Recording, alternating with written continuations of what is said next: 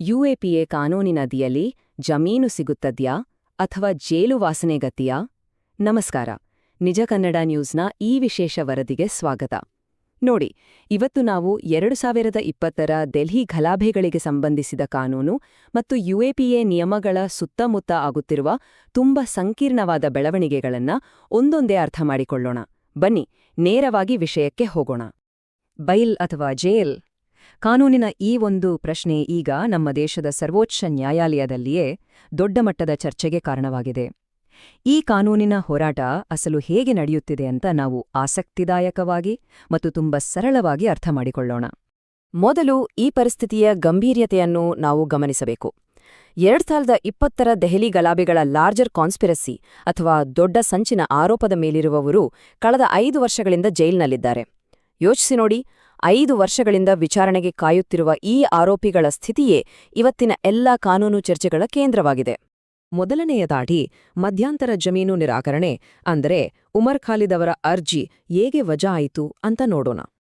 ಇತ್ತೀಚೆಗೆ ಉಮರ್ ಖಾಲಿದ್ ಅವರು 15 ದಿನಗಳ ಮಧ್ಯಂತರ ಜಾಮೀನಿಗೆ 2 ಮುಖ್ಯ ಮಾನವೀಯ ಕಾರಣಗಳನ್ನು ನೀಡಿದರು. ಒಂದು, ಅವರ ಮಾವನವರ ಛೇಲುಂ ಶೋಕಾಚರಣೆ, ಇನ್ನೊಂದು ತಾಯಿಯ ಚಿಕಿತ್ಸೆಗೆ ಸಹಾಯ ಮಾಡಲು. ಆದರೆ ಎಡಿಷನಲ್ ಸೆಷನ್ಸ್ ಜಡ್ಜ್ ಸಮೀರ್ ಭಜ್ಪಾಯಿ ಅವರು ಇದನ್ನು ಖಡಕ್ಕಾಗಿ ತಿರಸ್ಕರಿಸಿದರು. ಯಾಕೆ ಗೊತ್ತಿದ್ಯಾ? ಮಾವನವರ ಕಾರ್ಯಕ್ರಮಕ್ಕೆ ಹೋಗುವುದು ಅಂಥ ಅತ್ಯವಶ್ಯಕ ಕಾರ್ಯವಲ್ಲ, ಮತ್ತು ತಾಯಿಯ ಚಿಕಿತ್ಸೆಗೆ ಸಹಾಯ ಮಾಡಲು ಖಾಲಿದ್ ಅವರಿಗೆ 5 ಜನ ಸಹೋದರಿಯರಿದ್ದಾರೆ ಅಂತ ನ್ಯಾಯಾಲಯ ಸ್ಪಷ್ಟವಾಗಿ ಹೇಳಿದೆ. ಇಲ್ಲಿ ಇನ್ನೊಂದು ಮುಖ್ಯ ಅಂಶ ನಾವು ಗಮನಿಸಬೇಕು.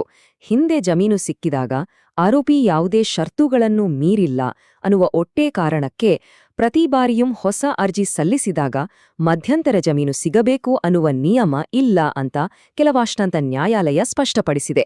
ಇದು ಅಸಲು ನಮ್ಮಲ್ಲಿ ಕಾನೂನು ಕ್ರಮ ಹೇಗೆ ಕೆಲಸ ಮಾಡುತ್ತದೆ ಅನ್ನೋದನ್ನ ತುಂಬಾ ನೀವಾಗಿ ತೋರಿಸುತ್ತದೆ ಅಲ್ವಾ? ಸರಿ, ಈಗ ಎರಡನೆಯ ಭಾಗಕ್ಕೆ ಬರೋಣ. ಸುಪ್ರೀಂ ಕೋರ್ಟ್ನಲ್ಲಿ ನಡೆಯುತ್ತಿರುವ ಬಿಕ್ಕಟ್ಟು ಅಥವಾ ಕಾನೂನು ಸಂಘರ್ಷ. ಇಲ್ಲಿ ಆಶ್ಚರ್ಯವಾಗುವ ವಿಷಯ ಏನೆಂದರೆ, ಸುಪ್ರೀಂ ಕೋರ್ಟಿನ ಒಂದು ಪೀಠ ಅಂದ್ರೆ ಬೆಂಚ್ ತನ್ನ ಸ್ವಂತ ತೀರ್ಪಿನ ಬಗ್ಗೆ ಸೀರಿಯಸ್ ರಿಸರ್ವೇಷನ್ಸ್ ಅಥವಾ ಗಂಭೀರ ಅಸಮಾಧಾನವನ್ನು ವ್ಯಕ್ತಪಡಿಸಿದೆ. ಜನವರಿ 5ರ ಅಂದು ಉಮರ್ ಖಾಲಿದ್ ಮತ್ತು ಶರ್ಜಿಲ್ ಇಮಾಮ್ ಅವರಿಗೆ ಜಮೀನು ನಿರಾಕರಿಸಿದ ತೀರ್ಪಿನಲ್ಲಿ ಅವರು 1 ವರ್ಷದವರೆಗೆ ಜಮೀನಿಗೆ ಅರ್ಜಿ ಹಾಕುವುದನ್ನು ನಿಷೇಧಿಸಲಾಗಿತ್ತು. ಈ ನಿರ್ಧಾರದ ಬಗ್ಗೆ ಈಗ ಆ ಪೀಠವೇ ಅಸಮಾಧಾನಗೊಂಡಿದೆ. ಇದು ಕಾನೂನು ವಲಯದಲ್ಲಿ ತುಂಬಾ ಅಭೂತಪೂರ್ವ ಸಂಗತಿ. ಇಲ್ಲಿ ಅಸಲಿ ಸಂಘರ್ಷ ಎದ್ದು ಕಾಣುತ್ತದೆ. ಒಂದು ಕಡೆ ನೋಡಿದ್ರೆ, ಮೇ 18ರ ಅಂದು ಜಸ್ಟಿಸ್ ನಗರತ್ನ ಮತ್ತು ಜಸ್ಟಿಸ್ ಭೂಯಾಣ್ ಅವರ ಪೀಠ ಜಮೀನು ಒಂದು ನಿಯಮ ಮತ್ತು ಜೈಲು ಒಂದು ಅಪವಾದ ಅಂತ ಹೇಳಿದೆ. ಇದು ಯುಎಪಿಎ ಕಾನೂನಿಗೂ ಅನ್ವಯಿಸುತ್ತದೆ ಅಂತ ಸ್ಪಷ್ಟಪಡಿಸಿದೆ.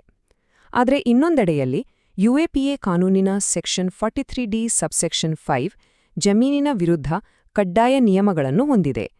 ಈ 2 ನಿಯಮಗಳ ನಡುವೆ ಈಗ ನೇರ ಸಂಘರ್ಷ ನಡೆಯುತ್ತಿದೆ. ಮೂರನೆಯ ಭಾಗವಾಗಿ ಈ ಯುಎಪಿಎ ಸೆಕ್ಷನ್ 43D ಸಬ್ಸೆಕ್ಷನ್ 5 ಆಸಲೋ ಏನು ಅಂತ ಒಂಚೂರು ಸರಿಯಾಗಿ ಅರ್ಥ ಮಾಡಿಕೊಳ್ಳೋಣ. ಇಲ್ಲಿ ನಾವು 2021ರ union of India versus KA Najeeb ಕೇಸ್ನಲ್ಲಿ 3 ನ್ಯಾಯಾಧೀಶರ ಪೀಠ ಕೊಟ್ಟಿರುವ ಮಹತ್ವದ ತೀರ್ಪನ್ನು ಜ್ಞಾಪಕ ಮಾಡಿಕೊಳ್ಳಬೇಕು. ಈ ತೀರ್ಪಿನ ಪ್ರಕಾರ ದೀರ್ಘಕಾಲದ ಬಂಧನ ಮತ್ತು ವಿಚಾರಣೆಯಲ್ಲಿ ತುಂಬ ತಡವಾಗುವುದು ಯುಎಪಿಎ ಅಡಿಯಲ್ಲಿ ಜಮೀನಿಗೆ ಇರುವ ನಿರ್ಬಂಧಗಳನ್ನು ಮೀರಬಹುದು ಅಥವಾ ಓವರ್ರೈಡ್ ಮಾಡಬಹುದು. ಮಾಯಾದಿನತರ ತೀರ್ಪು ಕೂಡ ಇದೇ ಅಂಶವನ್ನು ಎತ್ತಿಹಿಡಿದಿತ್ತು ಮತ್ತು ಹಿಂದೆ ಜಮೀನು ನಿರಾಕರಣೆ ತೀರ್ಪುಗಳಲ್ಲಿ ಇದನ್ನು ಸರಿಯಾಗಿ ಅಳವಡಿಸಿಲ್ಲ ಅಂತ ಸ್ಪಷ್ಟವಾಗಿ ಹೇಳಿತ್ತು. ಬನ್ನಿ, ಈ ಮೇ 18ರ ತೀರ್ಪು ಯಾವ ಸಂದರ್ಭದಲ್ಲಿ ಬಂತು ಅಂತ ಒಂದು ನಿಮಿಷ ನೋಡೋಣ. ಇದು ಜಮ್ಮು ಮತ್ತು ಕಾಶ್ಮೀರದ ನಿವಾಸಿ ಸೈಯದ್ ಇಫ್ತಿಖಾರ್ ಅಂದ್ರಾಬಿ ಅವರ ನಾರ್ಕೋ ಟೆರರ್ ಕೇಸ್ನಲ್ಲಿ ಬಂದಿದೆ. ಇದನ್ನು ಎನ್ಐಎ ಅಥವಾ ನ್ಯಾಷನಲ್ ಇನ್ವೆಸ್ಟಿಗೇಷನ್ ಏಜೆನ್ಸಿ ವಿಚಾರಣೆ ನಡೆಸಿತ್ತು. ಈ ತೀರ್ಪಿನ ಮೂಲಕ ನ್ಯಾಯಾಲಯ ಸಂವಿಧಾನಾತ್ಮಕ ಜಮೀನಿನ ತತ್ವಗಳನ್ನು ಮತ್ತೊಮ್ಮೆ ಪುನರುಚ್ಚರಿಸಿತು. ಇದೇ ಈ ಎಲ್ಲಾ ಚರ್ಚೆಗೆ ಮೂಲ ಕಾರಣ ಅಂತ ಹೇಳಬಹುದು. ಇದಕ್ಕೆ ಸರ್ಕಾರ ಕೊಟ್ಟಿರುವ ಪ್ರತ್ಯುತ್ತರ ಕೂಡ ನಾವು ಗಮನಿಸಬೇಕು. Additional solicitor general SV. Raju ಅವರು ಹೇಳಿದ್ದು ಏನಂದ್ರೆ, ಕಾನೂನಿನಲ್ಲಿ, ಅದರಲ್ಲಿಯೂ ಯುಎಪಿಎನಲ್ಲಿ ಕಡ್ಡಾಯವಾಡಿ ಅನ್ನುವ ಪದ ಬಳಕೆಯಾಗಿದ್ದಾಗ ಆರೋಪಿಯ ನಿರ್ದೋಷಿತ್ವದ ಭಾನೆ ಅಥವಾ ಪ್ರಿಸಂಪ್ಷನ್ ಆಫ್ ಇನ್ನೊಸೆನ್ಸ್ ಹಿಂದೆ ಉಳಿಯುತ್ತದೆ ಅಂತ. ಇದು ಕಾನೂನಿನ ಕಟ್ಟುನಿಟ್ಟಿನ ಬಳಕೆಯನ್ನು ತುಂಬಾ ಬಲವಾಡಿ ವಾದಿಸುತ್ತದೆ. ಇಲ್ಲಿ ಕೋರ್ಟ್ರೂಮ್ ಒಳಗೆ ನಡೆದ ಇನ್ನೊಂದು ಆಸಕ್ತಿದಾಯಕ ವಿಷಯ ಹೇಳ್ತೀನಿ. ನ್ಯಾಯಾಲಯದಲ್ಲಿ ಜಸ್ಟಿಸ್ ಅರವಿಂದ ಕುಮಾರ್ ಅವರು ಎಎಸ್ಜಿ ರಾಜು ಅವರಲ್ಲಿ ಕೋಆರ್ಡಿನೇಟ್ ಬೆಂಚು ತಪ್ಪು ಮಾಡಿದೆ ಎಂದು ನೀವು ಹೇಳ್ತಿದ್ದೀರಾ ಅಂತ ಕೇಳಿದಾಗ ಎಎಸ್ಜಿ ರಾಜು ಅವರು ತುಂಬಾ ಅಪಟನವಾಗಿ ನಾನು ಆ ಜಡ್ಜ್ಮೆಂಟ್ ಓದಿಲ್ಲ ಯಾಕೆ ಎಂದರೆ ನನಗೆ ಸಮಯ ಇರಲಿಲ್ಲ ಎಂದು ಹೇಳಿದರು. ಈ ಮಾತು ನ್ಯಾಯಾಲಯದ ಒಳಗೆ ನಡೆಯುವ ವಾಸ್ತವಿಕ ಪ್ರಕ್ರಿಯೆಗಳ ಒಂದು ನೇರ ಚಿತ್ರಣ ನಮಗೆ ಕೊಡ್ತಾ ಇದೆ ಅಲ್ವಾ? ಕೊನೆಯದಾಗಿ 4ನೇಯ ಭಾಗಕ್ಕೆ ಬರೋಣ. ದೊಡ್ಡ ಕಾನೂನು ಪ್ರಶ್ನೆ ಮತ್ತು ಮುಂದಿನ ಬೆಳವಣಿಗೆಗಳು. ಸುಪ್ರೀಂ ಕೋರ್ಟ್ನಲ್ಲಿ ಅಸಲು ಈ ದೊಡ್ಡ ಚರ್ಚೆ ಶುರುವಾಗಿದ್ದು ಯಾವಾಗ ಗೊತ್ತಿದ್ಯಾ? 2020ರ ದೆಹಲಿ ಗಲಾಭೆಗಳ ಇತರ ಆರೋಪಿಗಳಾದ ಅಬ್ದುಲ್ ಖಾಲಿದ್ ಸೈಫಿ ಮತ್ತು ತಸ್ಲೀಂ ಅಹ್ಮದ್ ಅವರ ಜಮೀನು ಅರ್ಜಿಯನ್ನು ಜಸ್ಟಿಸಸ್ ಅರವಿಂದ್ ಕುಮಾರ್ ಮತ್ತು ಪಿಬಿ ವರಾಲೆ ಅವರ ಪೀಠದ ಮುಂದೆ ವಿಚಾರಣೆ ಮಾಡುವಾಗ. ಇದು ಇಂತಹ ಇತರ ಆರೋಪಿಗಳ ಮೇಲೂ ಹೇಗೆ ಪ್ರಭಾವ ಬೀರುತ್ತದೆ ಅಂತ ಚೆನ್ನಾಗಿ ತೋರಿಸುತ್ತದೆ. ಹಾಗಾದರೆ ಇಲ್ಲಿನ ಮುಖ್ಯ ಅಂಶ ಏನೆಂದರೆ, ದೆಹಲಿ ಪೊಲೀಸ್ ಈಗ ಸುಪ್ರೀಂ ಕೋರ್ಟ್ಗೆ ಒಂದು ಅರ್ಜಿ ಸಲ್ಲಿಸಿ ಈ ಎರಡು ವಿರುದ್ಧವಾದ ಅಥವಾ ಕಾನ್ಫ್ಲಿಕ್ಟಿಂಗ್ ತೀರ್ಪುಗಳನ್ನು ತೀರ್ಮಾನಿಸಲು ಒಂದು ದೊಡ್ಡ ಪೀಠವನ್ನು ಅಂದ್ರೆ ಲಾರ್ಜರ್ ಬೆಂಚ್ ಅನ್ನು ರಚಿಸಬೇಕು ಎಂದು ಕೇಳಿಕೊಂಡಿದೆ. ಅವರು ಈ ನಿರ್ದಿಷ್ಟ ಆರೋಪಿಗಳ ಮಧ್ಯಂತರ ಜಾಮೀನಿಗೆ ವಿರೋಧ ವ್ಯಕ್ತಪಡಿಸದೇ ಇದ್ದರೂ ಸಹ ಯುಎಪಿಎ ಜಾಮೀನಿನ ಷರತ್ತುಗಳ ಬಗ್ಗೆ ದೊಡ್ಡ ಪೀಠದ ಸ್ಪಷ್ಟತೆ ಅತ್ಯವಶ್ಯಕ ಅಂತ ವಾದಿಸಿದ್ದಾರೆ.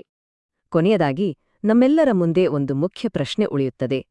ವಿಚಾರಣೆ ಇಲ್ಲದೆ ದೀರ್ಘಕಾಲ ಒಬ್ಬ ವ್ಯಕ್ತಿಯನ್ನು ಜೈಲ್ನಲ್ಲಿ ಇಡುವುದು ಆತಂಕವಾದ ವಿರುದ್ಧದ ಕಾನೂನುಗಳ ಮೂಲತತ್ವಗಳಿಗೆ ವಿರುದ್ಧವಾಗುತ್ತದೆಯಾ? ವ್ಯಕ್ತಿಯ ಸ್ವಾತಂತ್ರ್ಯ ಮತ್ತು ದೇಶದ ಭದ್ರತೆ ಈ ಎರಡರ ನಡುವೆ ಯಾವುದು ಮುಖ್ಯವಾಗಬೇಕು? ಇದು ನಾವೆಲ್ಲ ಗಂಭೀರವಾಗಿ ಯೋಚಿಸಬೇಕಾದ ವಿಷಯ. ನಿಜ ಕನ್ನಡ ನ್ಯೂಸಿನ ಈ ವಿಶೇಷ ವರದಿಯನ್ನು ನೋಡಿದ್ದಕ್ಕೆ ಧನ್ಯವಾದಗಳು. ಈ ಬಗ್ಗೆ ನಿಮ್ಮ ಅನಿಸಿಕೆ ಏನು ಅಂತ ಖಂಡಿತ ಯೋಚಿಸಿ.